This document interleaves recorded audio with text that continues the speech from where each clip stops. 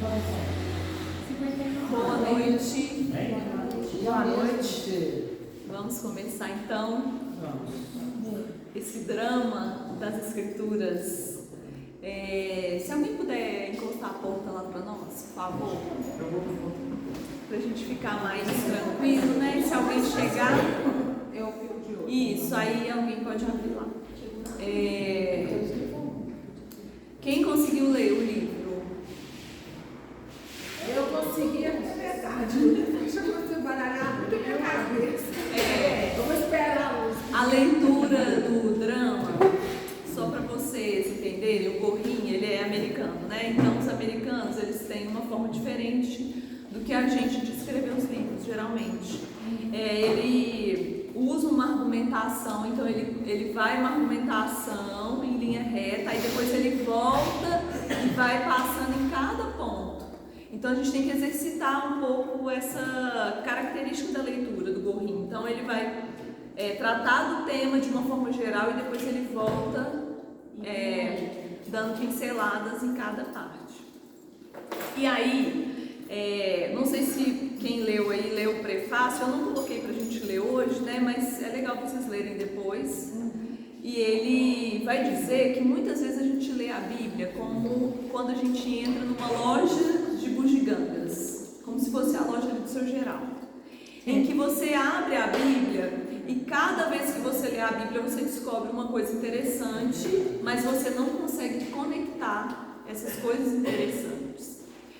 E aí muitas pessoas começam a ler, às vezes por provérbios, às vezes pelos salmos, às vezes pelos evangelhos, mas não conseguem conectar essa história. E aí no decorrer, né, dessa leitura pode surgir algumas perguntas. Por exemplo, se Jesus é tão bom, por que ele foi para a cruz? Por que ele precisou morrer? Se esse é o mundo que Deus criou, por que acontece tanta coisa ruim, tanta coisa difícil? Será que Deus perdeu o controle? Como que a gente consegue superar o mal seguindo Jesus? Então são perguntas que podem surgir e aí a gente fica sem saber a resposta porque a gente não entendeu a completude da história bíblica. E por outro lado, às vezes a gente sabe as respostas, a gente tem essas respostas muito claras na nossa mente, mas a gente não vive essa verdade na nossa vida. Então, a gente pode ter esses dois pontos. E o propósito desse livro e desse estudo é exatamente esse: apresentar a história divina como uma trama, como uma grande história, mas não uma grande história que está lá fora, uma grande história que rege o mundo. Esse é o propósito do livro Drama das Escrituras e o propósito do nosso estudo aqui hoje. Que ao final desse encontro você descubra qual é o seu lugar nessa grande história divina que rege o mundo. E aí a gente vai dividir o nosso estudo em 6 atos, que é a forma que o Gorin divide o livro O Drama das Escrituras, como se fosse uma grande peça teatral. E os 6 atos são: o ato 1, que a gente vai ver hoje, a criação; o ato 2, a queda; o ato 3, o rei escolhe Israel, quando a redenção é iniciada; o ato 4, a vinda do rei, a redenção é realizada; o ato 5, propagando a notícia do rei; e o ato 6, a volta do rei, a redenção concluída. É importante também dizer que a gente não vai ter todas as respostas que alguns questionamentos trazem, principalmente nesse início, de Gênesis 1 e 2, mas juntos a gente vai entender melhor sobre esse drama bíblico e encontrar o nosso lugar na história, né? Que esse é o propósito do livro O Drama das Escrituras. Então vamos começar com a criação. Em Gênesis 1 e 2 está descrita a criação do mundo, como Deus criou todas as coisas. Para a gente entender toda a Bíblia, a gente precisa entender Gênesis 1 e 2. Porque se a gente não entende muito bem Gênesis 1 e 2, todo o restante da Bíblia vai ficar muito confuso para a gente conseguir compreender. Porque é de Gênesis 1 e 2 que partem as leis que Moisés vai dar para o povo, a ética cristã, o papel de Jesus, o papel dos profetas. Então a gente precisa compreender muito bem Gênesis 1 e 2 para a gente poder conseguir caminhar nessa trajetória bíblica com a mente muito clara sobre quem Deus é e como que Ele criou todas as coisas. Por isso, eu vou convidar vocês para a gente entender melhor Gênesis. A gente vai ter que entrar numa máquina do tempo e abrir mão um pouco da nossa mente ocidental, que quer saber todas as coisas, minúcias de todas as coisas, interpretação profunda, científica de todas as coisas. Então a gente vai ter que entrar numa máquina do tempo e entender como que Gênesis foi escrito. O livro de Gênesis, ele foi escrito por Moisés. Moisés, ele está liderando o povo que acabou de sair da dominação de Faraó e eles estão caminhando rumo à terra prometida. Lembra os 40 anos em que o povo está caminhando? Está lá em Êxodo. Só que Gênesis, ele é escrito em Êxodo. É como se a gente estivesse andando um pouco à frente a história, e aí Moisés, iluminado por Deus, como ele sempre, a Bíblia menciona em vários pontos que Moisés, ele encontrava com Deus e Deus inspirava, Moisés nesses encontros. Então, Moisés, ele vai escrever Gênesis, e a gente entende que ao escrever Gênesis, Deus reserva um tempo especial para ele poder falar com o seu povo sobre quem ele é, como ele vai agir dentro da história e tudo que virá a seguir. Esse povo, ele precisa de ter esse registro de Gênesis para eles entenderem o que vai vir à frente quando eles entrarem em Canaã. Por quê? Porque lá vai ser construído, ou deveria ser, não vou dar spoiler, mas vocês já sabem a história. Mas em Canaã deveria ser construído um lugar, um povo que seria vitrine para todas as outras nações da terra. E aí, então, quando Moisés escreve Gênesis, ele está preparando o povo para todas as cenas que haveriam de vir.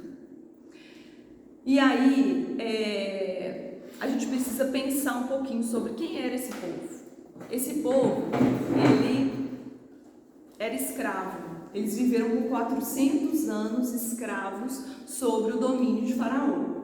Então, na mente deles, Deus, quando eles pensavam em Deus, eles lembravam de Faraó e de toda aquela forma de lidar com o poder que Faraó tinha. Uma liderança de um rei cruel e muito vaidoso. Eles viviam imersos nessa cultura egípcia, uma cultura pagã. Eles conviviam com pessoas que adoravam a vários deuses, pessoas que tinham um modo de viver e de se relacionar com o próximo e com os deuses de uma forma totalmente diferente do que Deus queria para aquele povo. Então, quando Moisés, ele escreve Gênesis 1 e 2, ele se assenta ali com o povo, como a gente está aqui hoje, e ele vai começar a contar a história da fundação do mundo para esse povo, que estava acostumado com gente que adorava sol, que tinha medo de trovão porque achava que trovão era um deus, que adorava a terra porque a terra era fértil e dava para eles o que eles tinham que comer. Então esse povo estava com a mente toda bagunçada. Eles tinham que entender quem era Deus. Que Deus é esse de que Moisés está falando com a gente, que libertou a gente do Egito. Eles tinham acabado de atravessar o mar, estavam caminhando no deserto. Que Deus é esse que Moisés está falando com a gente? Então Gênesis é contado para esclarecer o que Deus quer de verdade para esse povo, mas também para nós. Por que Ele nos criou? Por que Ele intencionalmente permitiu que a gente tivesse acesso à sua palavra? E aí a gente tem que olhar para Gênesis, como eu disse, não com a nossa mente curiosa do século XXI, mas como alguém que está olhando para uma grande história que está sendo escrita e que Deus está agindo intencionalmente em cada ponto, né, dessa história. Então perguntas como: Deus criou todas as coisas num passo de mágica? Quanto tempo Deus levou para criar, para separar o oceano da terra seca? Será que Deus, ele foi construindo cada arvorezinha ou ele fez as árvores todas de uma vez? Esse tipo de pergunta não cabe aqui. Primeiro, que a gente não tem a resposta. E segundo, que é uma pergunta típica da nossa mente do século XXI, né? E como eu convidei vocês, a gente entrou numa máquina do tempo e a gente está lá com aqueles israelitas há mais ou menos 1.600, 1.400 anos antes de Cristo, caminhando pelo deserto. Então a literatura, a linguagem de Gênesis, ela pode parecer estranha para nós, mas ela faz todo sentido para o povo de Israel. Os conceitos, as imagens, elas são familiares para aquele povo ali. Por isso que a gente precisa olhar para o texto. E aí sempre eu vou convidar vocês a isso, a gente não ficar tentando elucidar os meandros ali do texto, mas a gente olhar para o contexto, para quem a carta está sendo escrita e o que Deus quer nos ensinar com aquele texto. Se a gente... Isso aí é Gênesis 3, tá? A gente vai entender melhor depois. Se a gente abrir lá em Gênesis 1:16, por exemplo,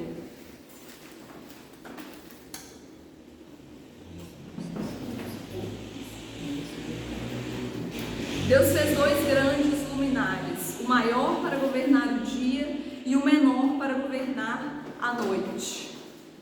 Provavelmente isso está escrito aqui dessa forma aqui, porque, como eu disse, aquelas pessoas estavam acostumadas a ter gente ali que adorava o sol e adorava a lua. Por isso não está escrito sol e lua, mas luminar maior e luminar menor.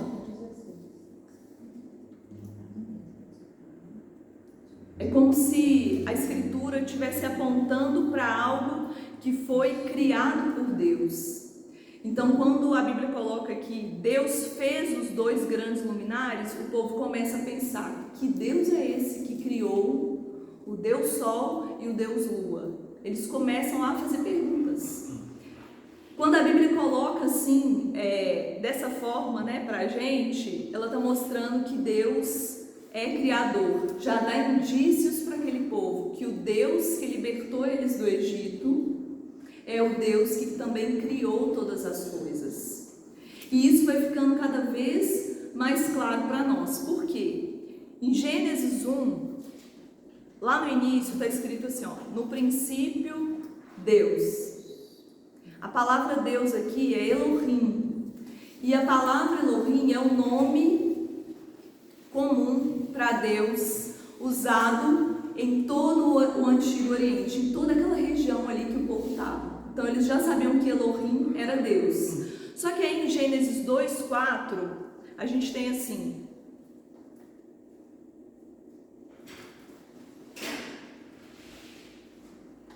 essa aqui é Gênesis 2:4, gente, minha Bíblia está tão riscada. Essa é a história das origens dos céus e da terra, no tempo em que foram criados, quando o Senhor Deus fez a terra e os céus. Antes da palavra Deus, a gente vai ver a palavra Senhor. E isso, para nós, pode ser uma coisa que passa desapercebido. Porque para nós, os nomes na nossa cultura, eles não são tão importantes. Mas para aquele povo, o nome era algo muito importante. E quando aqui está escrito o Senhor Deus, uma aliança é formada. Por quê? No texto original, é como se estivesse escrito assim: o Deus Criador e o Deus Redentor, Yahvé e Elohim. Então aqui, Senhor Deus, Yahvé, Elohim. Esse é um modo muito incomum de se referir a Deus naquele tempo. Porque ou ele era Deus Redentor, ou ele era um Deus Criador. Ainda o povo ainda não tinha essa referência de Deus. Então quando Moisés coloca para nós o Senhor Deus, aí o povo faz uma ligação. O Deus Redentor é também o Deus Criador. Ele fez céus e terra, Ele criou todas as coisas, Ele criou o homem à sua imagem, e aí eles vão linkando essas coisas. Então o nome Yahvé é o título, Yahvé Elohim, é o título que Deus escolhe para se apresentar àquele povo ali. E é nesse contexto então que Moisés vai começar a contar a história para o povo. O Senhor Deus trabalhando, criando e dando nome à sua criação. Agora a gente vai entrar direto ao ponto no texto de hoje, que é Gênesis 1 e 2. Depois desse contexto aí, a gente vai entrar em Gênesis 1 e 2. Então Deus ele já existia antes do mundo ser criado. Ele não foi gerado como os outros deuses daquele tempo. Haviam várias mitologias que explicavam como Deus foi criado. E aí existem várias pessoas que perguntam, mas quem criou Deus? Deus ele não foi criado, Ele é o eu sou. Ele não foi gerado como os deuses daquele tempo. Ele era, Ele é e Ele sempre será. No princípio, Deus. O mundo ele tem um objetivo, ele tem um fim. Ele não é regido pelo acaso. Ele não veio de uma grande explosão. Quando a Bíblia coloca no princípio Deus, ela mostra uma ordem. E aí a gente vai ver que Gênesis é um livro o tempo todo regido por essa ordem, por esse progresso, por essa organização, por essa bondade, por essa beleza e por essa verdade. Gênesis é regido dessa forma. Gênesis é a origem de todos os conceitos que a gente vai ver na Bíblia. A origem do universo, a origem da humanidade, a origem do relacionamento com Deus, a origem do pecado, a origem da salvação. O propósito central de Gênesis é contar o que a fé, a confiança em Deus significa e vai dar todas as bases para a gente fundamentar a nossa maneira de pensar no mundo que a gente vive hoje. Como deu para aquele povo no mundo em que eles viviam. Vamos ler no livro do drama, página 41. Gênesis vai apontar para nós o universo como obra de Deus. Há um senso de finalidade, um senso ético, um senso estético, e o principal ato criador de Deus é dar essa forma e esse conteúdo ao universo, com precisão, ordem e harmonia.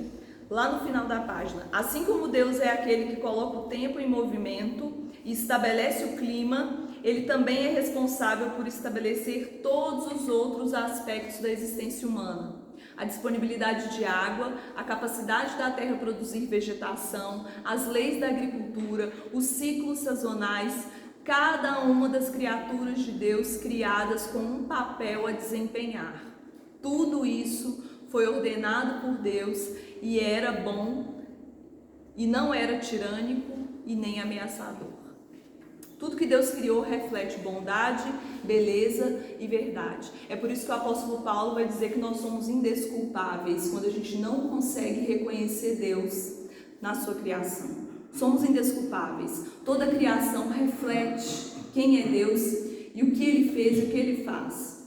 Deus, Ele então criou, a gente vai ver no relato de Gênesis, que Ele criou céu, terra, animais, homem, mulher, mas Ele também criou os relacionamentos, de como que o homem devia se relacionar com Deus, como que o homem deveria se relacionar com os seus semelhantes e o seu relacionamento humano com a natureza, as maneiras de viver, trabalhar e ordenar a vida. Importante a gente entender que Deus ele não é a natureza, porque a gente tem uma linha naturalista que fala que a árvore é Deus, o mar é Deus. Não, eles refletem características de Deus, mas Deus não é a natureza, porque Ele é antes de todas as coisas. Foi Deus que criou. Inclusive, a ciência moderna, ela nasceu na Europa cristã, porque diante do materialismo e do naturalismo, os cientistas europeus se sentiram encorajados a examinar a Terra e descobrir que todos os elementos químicos presentes na Terra também estão presentes no nosso corpo. E isso é fruto de que Deus nos criou do pó da terra. A gente vai falar um pouco mais sobre isso à frente. Mas o cristianismo, então, ele desmitifica esses deuses da natureza e permite que os homens comecem a investigar a natureza sem medo, sem culpa, porque eles entendem que foi Deus que criou todas as coisas. Então não precisa de ter medo do mar, eles mergulham, eles examinam as espécies, não precisam de ter medo da natureza, eles investigam e ali eles tiram benefícios para toda a humanidade, né? Reflexo da graça de Deus. Agora, o que o homem fez com esse conhecimento, aí já é um outro capítulo da história. Mas que a ciência, ela teve início com a ciência moderna, nasceu na Europa cristã, lá no início, depois ali do iluminismo, né? Mais ou menos 1700 e pouco. Uma coisa importante, a criação, ela é distinta do Criador. A Bíblia diz assim, ainda em Gênesis 1, e o Espírito de Deus se movia sobre a face das águas, e o Espírito de Deus pairava sobre as águas. O verbo no original, pairava, é chocar. É como se Deus ele estivesse preparando a terra para tudo o que haveria de vir. E no momento certo ele iria agir. Então o Espírito estava ali chocando como uma grande ave que prepara os ovos para o nascimento. O Espírito preparando para a próxima cena, para os próximos 6 dias. E em todo o capítulo 1 a gente vai ver o decorrer dessa criação. Deus separando, fazendo separações de luz e trevas, águas e terra firme, animais do homem. Em Gênesis 1, 27 a gente tem façamos o Deus, façamos o homem a sua imagem, a imagem de Deus o criou. Esse façamos aqui é a presença da Trindade. E aí a gente vê que aqui a Trindade já é presente. Desde Gênesis 1, a gente tem uma pluralidade de pessoas, Deus, Pai e Filho presentes na criação. Deus está no princípio, o Espírito pairando e a palavra, o verbo, e que João vai dizer para a gente que no princípio era o verbo e o verbo estava com Deus e o verbo era Deus, a palavra criando. Então Jesus está presente na criação. A gente tem a Trindade aqui na criação. Vamos ler lá no livro do Drama, página 44, tem uma citação muito legal. Do mesmo modo que poderosos reis terrenos, para indicar sua reivindicação de domínio, erigem uma imagem de si mesmos nas províncias de seu império, em que não aparecem pessoalmente, também o homem é colocado na terra à imagem de Deus, como emblema soberano dele. Ele, na realidade, é somente o representante de Deus, convocado para manter e impor a reivindicação divina de domínio sobre a terra. A questão crucial na semelhança do homem a Deus, portanto, está em sua função no mundo não humano. 44, não? 44. O dela não está batendo. Ela está batendo. Não está batendo. O PDF não tá. É porque eu tô com um livro, né, gente? Eu não sei o que. Ela vai. Mas também não tá batendo, não? O meu não. O meu tá. Depois então a gente vê. 43, então, mostrou? Ah, não. pode ser que ele atualizar. Essa edição azul tem 43. A minha 43. É antiga. Depois aí vocês alinham as páginas. Você leu? Do mesmo modo que poderosos reis terrenos, é uma citação de Von Rad.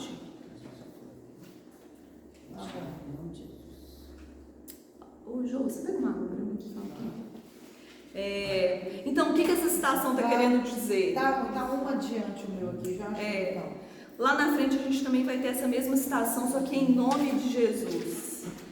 O homem ele foi formado para agir em nome de Deus, como um representante de Deus nesse lugar que Deus criou, que não era um jardim como o jardim da nossa casa, era tipo um parque nacional. Imagina o Parque da Serra do Cipó. E isso aí era o lugar onde o homem criado começou a habitar. E esse homem ele ia ser como um representante de Deus nesse lugar. Ele estaria na terra em nome de Deus. Como eu disse mais à frente na história, os discípulos vão ser conhecidos por estar nos lugares em nome de Jesus. Não é uma palavra mágica para você decretar, mas é no sentido de você ser um representante de Jesus aonde você está. Por isso que a gente fala, eu estou aqui em nome de Jesus, como se Jesus estivesse ali. Mas o homem não é Deus. Por isso que essa questão da imagem e semelhança de Deus precisa ficar muito claro para nós. O homem não é Deus. Ele reflete a imagem e a semelhança de Deus, ou deveria refletir, né, no lugar onde ele está.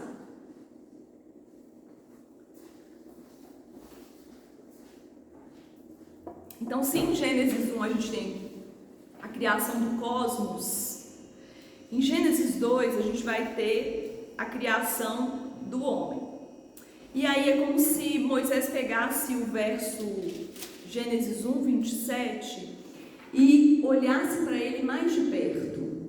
Então aí às vezes fica confuso, que você pode pensar assim, mas Deus já falou que criou, aí ele volta, e essa é uma estratégia de escrita muito usada no Antigo Testamento, né? Assim como o Gorrin faz aqui no livro dele. Ele dá uma visão geral e depois ele volta pincelando ali em algumas seções. Então, a criação do homem é descrita em 1:27. A palavra homem aqui quer dizer não homem masculino, em Gênesis 1:27, mas a humanidade. E aí quando a gente vai para Gênesis 2:7, a gente tem, então o Senhor Deus formou o homem, aí sim é o homem masculino. Então a gente tem essas palavras que se referem ao homem no texto original, se referindo ora à humanidade, ora para o homem masculino.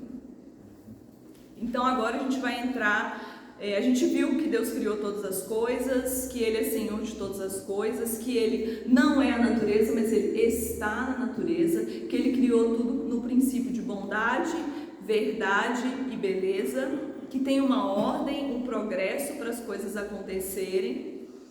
E agora a gente entra em Gênesis 2, que vai falar com a gente um pouco sobre a origem da humanidade. Deus ele vai formar o homem do pó da terra. Nesse início aqui, o homem ainda não está no jardim. O homem ele não é natural do jardim.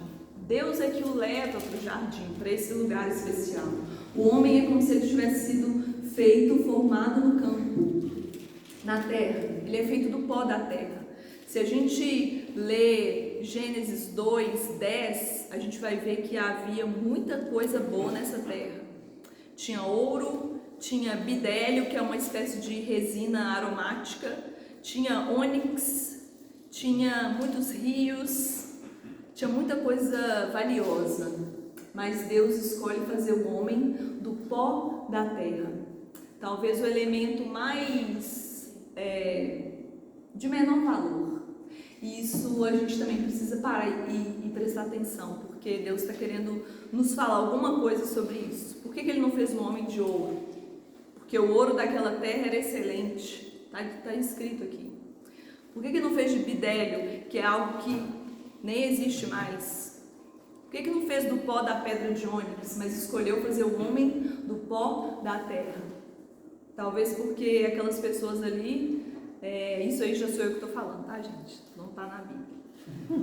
Mas é bom para a gente ser lembrado, porque eles viviam em meio a poderosos, imperadores, pessoas que se achavam melhores do que os outros, e Moisés está mostrando para nós que o homem foi criado a partir do pó da terra. É bom a gente se lembrar disso. E aí Deus vai soprar nesse homem o fôlego de vida. quando Deus ele sopra o fôlego de vida no homem, ele une corpo e alma. O homem agora ele tem uma alma vivente. Ele é um ser humano, ele tem a matéria, mas ele também tem um espírito.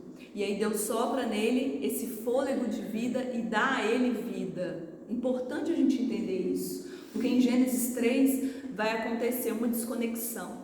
E aí o homem perde a vida. É como se ele perdesse esse fôlego que Deus deu para ele. Por isso que é importante, quem não veio hoje vai ficar perdido semana que vem e nas outras semanas. Porque Gênesis 1 e 2 é a pedra fundamental para a gente compreender melhor todas as coisas que vão acontecer lá na frente. Então Deus ele dá esse homem um fôlego de vida e traz esse homem para o jardim. Moisés ele vai gastar tempo descrevendo Éden. E ele não faz isso à toa.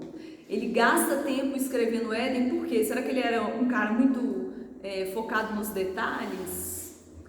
Eu falei para vocês no início, preste atenção no texto, além do texto. Deus está mostrando para nós aqui a sua bondade e a sua graça. Como que ele preparou um jardim tão especial, um cenário tão bonito e que é sinônimo da generosidade e da bondade de Deus. E isso tudo é preparando a gente para o que há de vir, para a gente ver como que essa desconexão foi algo tão duro de ser encarado. Deus ele dá condição para esse homem viver e responde perguntas que nos afligem também, que afligem esse homem. Quem eu sou? Por que eu estou aqui? O que eu vou fazer? Logo em seguida, Deus já dá para Adão essas respostas. Adão, você vai cultivar tudo isso aqui que você está vendo. Você vai guardar e zelar tudo isso aqui. O trabalho, então, é parte da existência humana. O homem é criado e logo ele recebe uma missão, um trabalho. O trabalho, ele não é resultado da queda. O cansaço, sim. Agora, o trabalho, não. Vivendo nesse jardim, através do trabalho, do relacionamento do homem com Deus, o homem ele iria crescer, amadurecer e viver. Deus ele quer que a sua criação se desenvolva através do tempo. Isso fica claro para nós, porque a Bíblia começa com um jardim e lá em Apocalipse a gente vai ver que ela termina como uma cidade. O propósito de Deus é que a gente desenvolva a obra que Ele criou. E aí às vezes você pode ler assim que Deus descansou e pode pensar, poxa, mas Deus fica cansado? Ele é o Criador de todas as coisas, como que Ele se cansou? Esse descanso aqui é como se Deus tivesse terminado a sua obra e agora Ele aguarda o desenrolar do tempo. E aí a gente vai ter Jesus e depois a gente vai ter lá na frente o Apocalipse com o desenrolar final. Então esse descanso de Deus não é porque Ele ficou cansado, é porque Ele terminou o seu trabalho. E aí então, vivendo nesse jardim, o homem deveria desenvolver, através do tempo amadurecer, e aí Deus dá essa missão para o homem e ele começa a cuidar do jardim. Só que além dessa missão, Deus também dá uma ordem. A gente vê que é comum isso na Bíblia, a gente vai ver que é comum Deus dar uma missão e logo em seguida Ele dá uma ordem. E aí Deus vai falar para o homem assim, em Gênesis 2,15, e aqui Ele fala para o homem masculino. O Senhor Deus colocou o homem no jardim do Éden para cuidar dele e cultivá-lo. E o Senhor Deus ordenou ao homem: coma livremente de qualquer árvore do jardim, mas não coma da árvore do conhecimento do bem e do mal, porque no dia em que dela comer, certamente você morrerá. Cuide, pode comer à vontade, pode comer tudo, é tudo seu, mas não coma da árvore do conhecimento do bem e do mal. Essa árvore do conhecimento do bem e do mal que o homem tinha ali diante dele, na verdade, ele já... Como que eu vou explicar isso?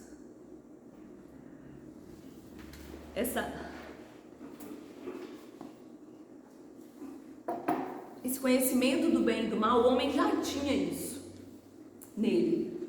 Por que ele já tinha isso? Porque o homem criado diante de Deus, né, os teólogos calvinistas vão dizer corandel, diante de Deus, né, à frente de Deus, esse homem criado por Deus, ele já tinha recebido de Deus o que era bem e o que era mal. Deus era a referência de tudo que era bom e tudo que não viesse de Deus era mal. Então, o homem, ele já tinha esse conhecimento do bem e do mal, só que a base dele, a referência dele era Deus. O homem era teorreferente. A ética do homem tinha como referência o seu Criador e não o que havia dentro dele. Isso aqui, gente, talvez seja uma das coisas mais importantes hoje que a gente vai falar. Por quê? Quando a gente, eu vou adiantar um pouquinho, mas quando a gente rompe com Deus, a referência deixa de ser Deus e passa a ser nós mesmos. Quando a gente come da árvore do conhecimento do bem e do mal, a gente deixa Deus de lado, ele não é mais a nossa referência sobre o que é bem e o que é mal, mas cada um de nós tem a sua própria referência sobre o que é bem e o que é mal. A gente passa a ser autorreferente. Por isso que a Bíblia vai falar que nós rompemos com Deus em busca da autonomia. Então passamos a ser autorreferentes. É como se, eu posso pensar dessa forma, que é como se antes ele ouvisse falar, né, de bem e mal, e depois ele experimentou o que fosse bem e mal ou não? Então, ele tinha referência de tudo que era bem e mal em Deus. E aí é como se aqui Deus fizesse um prelúdio de que algo mal poderia vir diante dele. Por isso que ele falou para o homem cuidar e guardar. Guardar de quê? Guardar de animais selvagens? Guardar de algum mal que poderia aparecer? A Bíblia não relata para a gente a origem do mal. A gente tem várias teologias sobre isso. Mas o que Moisés está deixando claro aqui é a ordem que Deus deu. Tenha-me como a sua referência. Eu sou a sua referência do que é bom. E o que está fora de mim é mal. É como se Deus estivesse falando assim para o homem. E aí ele dá essa ordem e não tinha só essa árvore lá para o homem comer. Né? Moisés vai descrever que haviam muitas árvores, mas ele não poderia comer dessa árvore. Essa era a ordem de Deus. Então, isso aí que a gente vê lá fora, e muitas vezes entra na igreja, de que o que é certo é o que eu estou sentindo, o que é certo é o que me faz bem, o que é certo se eu estou feliz. Isso aí não é ter um referente, não é ter Deus como referência, é cada um de nós sendo senhor de nós mesmos. E isso vai se repetir ao longo da história toda. A gente vai ver lá em Samuel, a gente vai ver com os juízes, a gente vai ver com o reino dividido. Ao longo da história bíblica toda a gente vai ver os homens sendo autorreferentes e se esquecendo dessa ordem que Deus deu aqui em Gênesis 2:16. E aí, mais uma vez, Deus vai mostrar a distinção para o homem. Ele mostra a distinção desde o início, né? Que o mundo é separado de Deus, ou seja, no princípio Deus criou o mundo, né? O mundo não Deus não está nas coisas. A luz ele separa das trevas, o oceano ele separa da terra seca, o homem ele separa do restante da criação, e mais uma vez Deus está separando certo e errado, bem e mal. Ao longo de toda a história Deus vai deixar essas separações muito claras. Então esse homem, ele é moralmente inocente, mas ele não é moralmente ignorante. Ele tem conhecimento sobre o bem e o mal. Deus já havia dado o mandato cultural para ele, que está lá em Gênesis 1, a partir do 29, que a gente tem ali o mandato cultural, onde Deus fala para o homem dominar sobre todas as coisas. Então esse homem, ele não era totalmente inocente, né? Muitas teologias vão dizer que o homem foi enganado porque ele não tinha conhecimento sobre o que era bom, o que não era, sobre o bem e o mal. Não, ele já tinha conhecimento. E se ele desobedecesse, ele ia passar a conhecer o mal, não pelo que Deus está contando para ele, mas por experiência própria, porque ele não mais vai ter Deus como referência e ele vai experimentar a morte. É a primeira vez que a morte é citada em Gênesis 1 e 2. E aí, então, Deus dá esse recado para o homem e adverte o homem na sua bondade, na sua graça e no seu amor. Muita gente fala assim, a graça só está no Novo Testamento. A gente vê indícios da graça ao longo de toda a Bíblia. E isso aqui é um indício da graça de Deus. Ele está advertindo o homem porque ele não quer que o homem experimente a morte. Ele quer que o homem viva. E aí em Gênesis 18 a gente vai ter a criação da mulher. Diferente da criação do homem, em Gênesis 18 a gente tem a criação da mulher e Deus separa uma cena muito especial para isso acontecer. Ele, depois de chamar todos os animais e pedir para que o homem faça ali esqueci a palavra. Que ele faça ali, dê nome, né, para cada espécie, separe por categoria, aves do céu, animais que andam, animais que do oceano e tal. E aí, depois que o homem faz toda essa lista ali dos animais, ele deve ter olhado assim e falado, poxa, eu imagino que os animais chegam em pares, né? E aí o homem vê que ele não tem um par. E Deus diz assim, não é bom que o homem esteja só. Não é bom que o homem cuide disso tudo sozinho. Não é bom que o homem experimente a solidão. Ele precisa de ter uma companheira. Deus ele poderia ter criado 6 bilhões de pessoas de uma vez só. Mas ele preferiu que a raça humana, e a gente vai entender o valor disso, se propagasse por uma geração natural. Então, ele vai, depois que o homem relata todos esses animais, que ele dá nome a todos esses animais, que ao dar nome, ele se coloca como quem manda ali, né? Como quem domina ali aqueles animais. A Bíblia diz que o homem não encontrou para si alguém que o auxiliasse e lhe correspondesse. E aí Deus fez o homem cair em um sono profundo. Isso aqui também é muito importante, porque quando o homem cai em sono profundo, significa que ele não participa em nada da criação da mulher. Para quê? Para que ele não desse nome para ela e não a dominasse e não a pisoteasse. Então, quando a gente vê, depois de Gênesis 3, tudo que acontece com a mulher ao longo da Bíblia e até hoje é uma disfunção, é consequência da queda. Quando Deus cria a mulher, Ele que cria, o homem não participa dessa criação. Por isso que Deus coloca ele em sono profundo.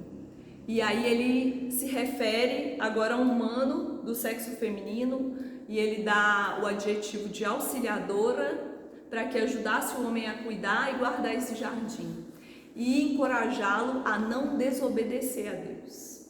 O papel da mulher é central também aqui em Gênesis 2 e também central para a gente conseguir entender Gênesis 3. Quando Deus dá um auxiliador, Ele dá um auxiliador para ajudá-lo a cuidar do jardim, para ser a sua companheira, mas também encorajá-lo a não desobedecer a Deus. Então Deus graciosamente prepara esse cenário para a criação da mulher. E aí ele cai em sono profundo para que ele não sentisse nenhuma dor, mas também que ele não tivesse nenhuma participação na criação da mulher e não dominasse sobre ela. E aí quando ele acorda, ele olha para a mulher como que a figura aqui é como se ele estivesse olhando para um espelho, e aí ele se vê ali naquela mulher e diz: essa sim é osso dos meus ossos e carne da minha carne. Ela será chamada mulher porque do homem foi tirado. E aí a gente tem o primeiro poema da Bíblia. Está aqui em Gênesis 2, 23, o primeiro poema bíblico.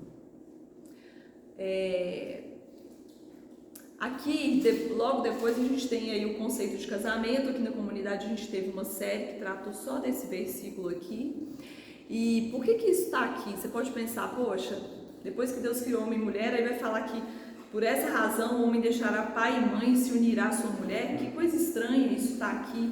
Mas é porque Deus ele precisava dar uma fé robusta para aquele povo. Lembra? Moisés está contando isso aqui para o povo que está atravessando o deserto. Para um povo que estava acostumado a ver gente se relacionando com várias mulheres ao mesmo tempo. Relacionamentos homossexuais, relacionamentos com animais, relacionamentos com uma visão totalmente distorcida de sexualidade. E aí o povo precisava ter a noção de qual era o conceito bíblico de casamento. Deus estava formando um povo. Senão daqui a pouco aquele povo ali